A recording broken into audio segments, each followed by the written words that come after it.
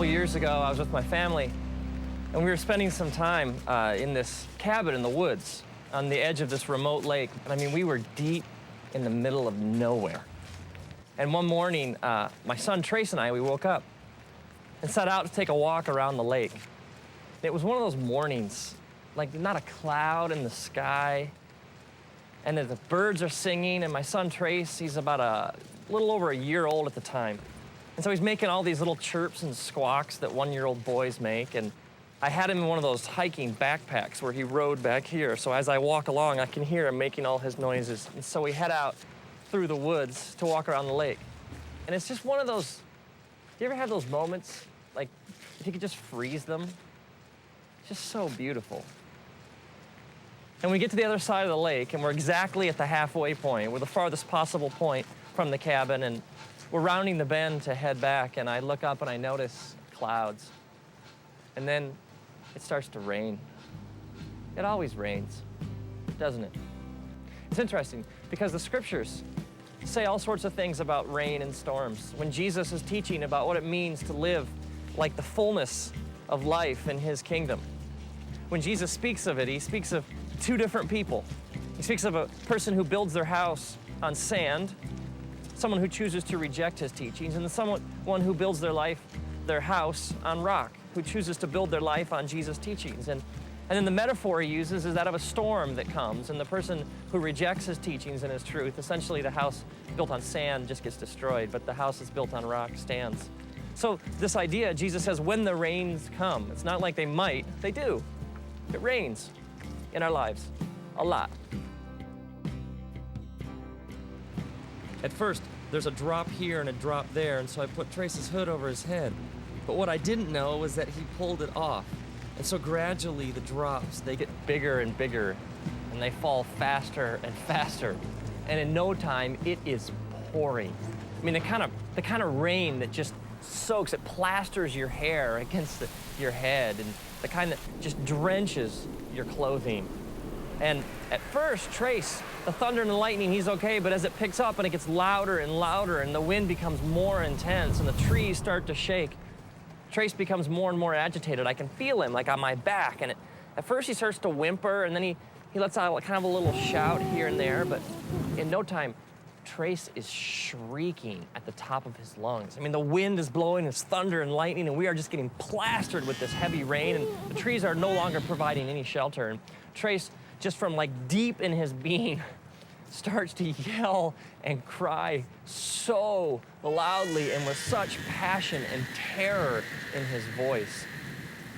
It's interesting, because if you take like the word cry and you search the scriptures, you find this word comes up over and over again. Like even the book of Psalms, just the book of Psalms. If you're like start reading through, it speaks over and over and over again of crying out to God. And God says these amazing things, like he says, when you cry out to me, I listen. He even says, I cannot ignore the cry of somebody who's afflicted. It's like if I'm hurting, lost, soaking wet, scared, confused, God says, you cry out and I hear. God even says that when you cry, he's close to the brokenhearted.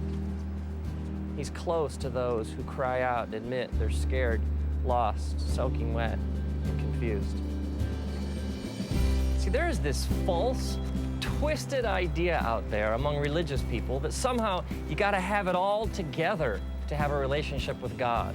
That like somehow God's only looking for people who have no problems and have it all nailed down and can put on like the happy face all the time. And yet the scriptures speak directly against this kind of thinking. I mean, Jesus is even just straight ahead and he says, come to me, all you who are weary and heavy laden. I mean, the essence of salvation is crying out to God and admitting I don't have it all together. It's admitting I am lost, I am hurting, and this sinful nature that I carry around with me has really screwed things up for me. And God, if you don't show me the way home, if you don't fix things, if you don't step in, I am dying here.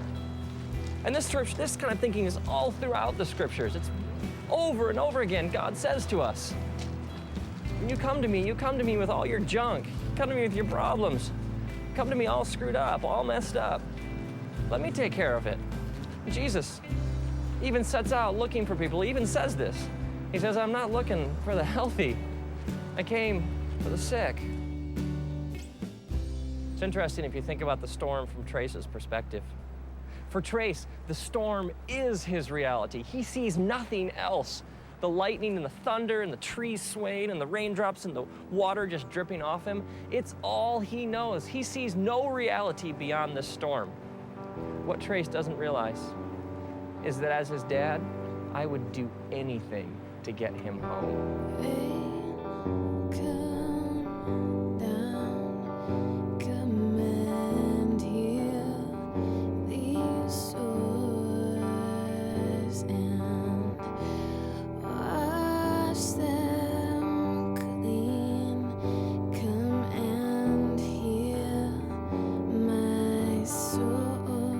So at this point, Trace is shrieking at the top of his lungs in stereo right behind my head.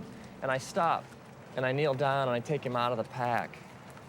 And I pull him close to my chest, and I wrap my arms around him, and I hold him so tightly up against my heart. And for the last mile of our walk, the entire time, I bend over and I whisper into his ear over and over again, I love you, buddy. We're gonna make it. Dad knows the way home. We're gonna make it. I love you, buddy. And over and over and over again, through the storm, I carry him home, clutched tightly against my chest, whispering, I love you, buddy. We're gonna make it. Now imagine if, like, years later, Trace is in therapy or something, and he drags up this repressed memory of the walk. And he comes to me and he's like, Dad, why'd you let me go through that for? I got all this junk inside me. I thought you loved me. How could you have exposed me to something that horrible, that storm? I mean, why didn't you protect me? I would be crushed. Because for me, that walk was one of my deepest, most intimate memories of my life with my son. I wouldn't trade that experience for anything. Maybe you're bitter or you got all this anger inside because of some things you've been through, some storms in your life. And you're wondering if he really loved me, if God really was there, he wouldn't have let me go through that. And maybe God is saying, no, man, don't you understand? I got to hold you tight, and I got to remind you over and over again, I love you, buddy. As it says in the scriptures, the book of Deuteronomy, chapter 1, God's reminding his people of how good he's been to them. He says, remember, I carried you like a father carries a son. And now, may you, when you're soaking wet, lost, hurting, and confused, may you cry out, and may the creator of the universe take you out of your pack. May he hold you tight up against his chest. May he wrap his eternal loving arms around you, and may you hear him whisper, I love you, buddy.